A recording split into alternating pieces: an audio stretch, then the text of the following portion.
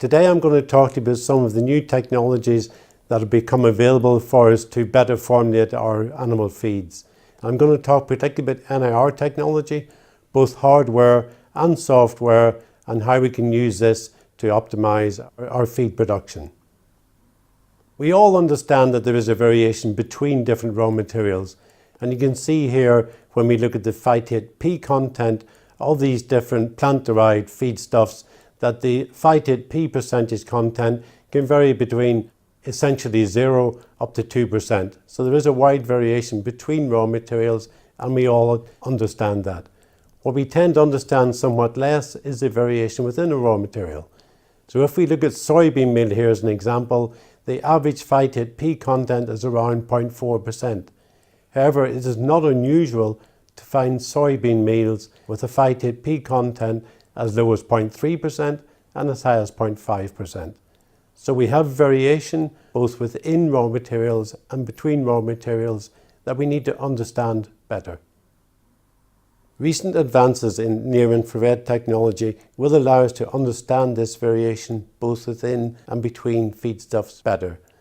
There are today different types of equipment, for example laboratory equipment, that has advanced remarkably over the last 10 years that we can use in our feed mills. There are also, over the past 1 or 2 years, we have become available miniature equipment which have been built into some very, very robust handheld units. And again, these can be used not just in the feed mill, but can be taken out on the farm. And lastly, we have a progression from, for example, the pharmaceutical industry into the animal feed industry of inline equipment. So we have had a number of advances in the hardware side, but we've also had advances in the software side. And one of the major ones of these is the availability of online calibrations that we can use on our NIR equipment. And an example of this is the feed quality service provided by AB Vista. If you want to develop a calibration, it actually is quite costly and it is time consuming. I think the best way to do is to start with 100 samples of a particular raw material, in this case corn. You then run these 100 samples of corn through your NIR and you send them off to an accredited laboratory to get them analysed by accredited methods. When you have the 100 analyses from the laboratory and the 100 NIR spectra, providing you have wide variation within those samples, you can probably then build an appropriate NIR calibration. And you can use that calibration then to predict the composition of corn going forward.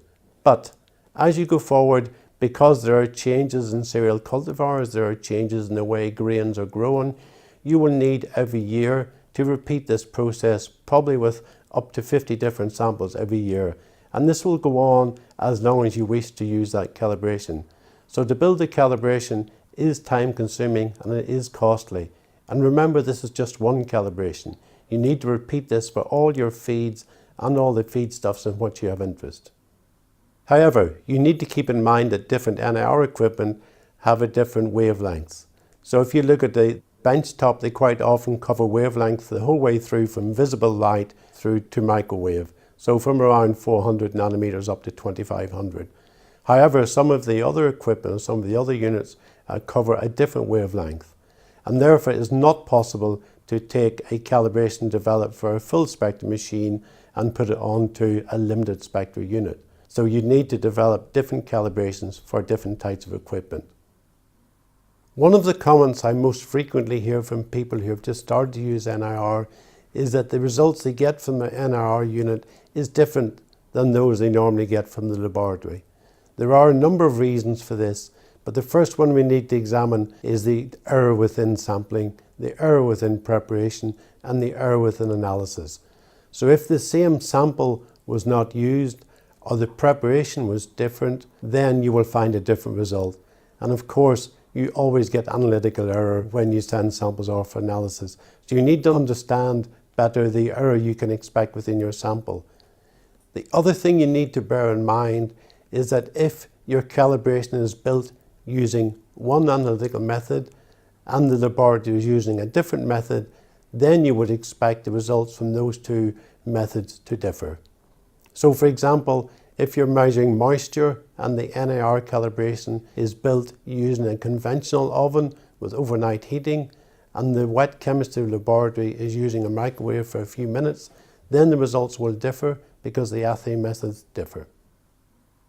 You also must remember that the NIR calibrations are built off wet chemistry, and therefore the errors that you find in wet chemistry are built into those NIR calibrations. If you look, for example, at crude fibre, you can see that the uncertainty in the analysis of crude fibre for a sample with around 5% crude fibre is around 12% or 0.06.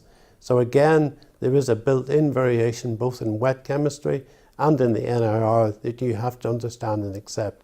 So in fact, if you send a sample off for analysis in two different laboratories, whether by wet chemistry or by NIR, the chances are you will get slightly different results. But if those results fall within the uncertainty of the assay method, then those results are acceptable and you can use those results. So now that we've calibrated our NIR, we need to look how we can use this equipment to make decisions regarding our feed formulation. And I'm going to look at three different areas of economic importance. I'm going to look at phytate and then energy, and lastly we will look at amino acids. And if we look at the 120 pig feeds here, we can see that phytate P percentage varies from as low as 0.1% up to as high as 0.5%. If you have a phytase such as quantum blue that can release up to 80% of this phytate P, that means you're releasing somewhere around just under 0.1% up to around 0.4%, which is a big effect on the economy of producing feeds. We can help understand this variation a bit better if we split the feeds into species. So we see here in the piglet feeds, which generally have higher levels of animal protein, the phytate P content is lower. And if we look at sour gestation diets, which have higher levels of high fibre feedstuffs, we can see that the phytate P is much higher. However, the variation within each of these groupings is still more than double. So you need to understand what the phytate P content of your diet is before you make decisions on how much phytate you can add to this diet and what costs you can save. The second area I would like to look at is energy, and particularly energy of different cereals. And this is data from an experiment we're involved in where we fed almost 300 different cereals to different animal species, including broilers, layers, and growing pigs. And this is the growing pig data. And you can see quite clearly here a difference between the different feedstuffs, but you can also see a variation within different feedstuffs. So the variation between the feedstuff is around 1.5 megajoules, and the variation within each feedstuff is also around 1.5 megajoules. If you consider that a megajoule of energy is worth somewhere between 5 and 20 euros in a feed, and we produce more than 500 million tons of monogastric feed per year, then you can see that understanding the energy value of your feedstuff is of big economic importance. The last area I'd like to cover is amino acids, and particularly lysine. As you heat process lysine, it loses its usability for the animal, and what you need to look at then is reactive lysine, which is a measure of the lysine which is available for the animal to use once digested. Here we've analysed around 300 samples of soybean meal, and we find that in good quality soybean meals, the reactive lysine is normally around 90 to 95, even up to 99% of the total lysine. However, if you overprocess soybean meal, this reactive lysine percentage can drop considerably.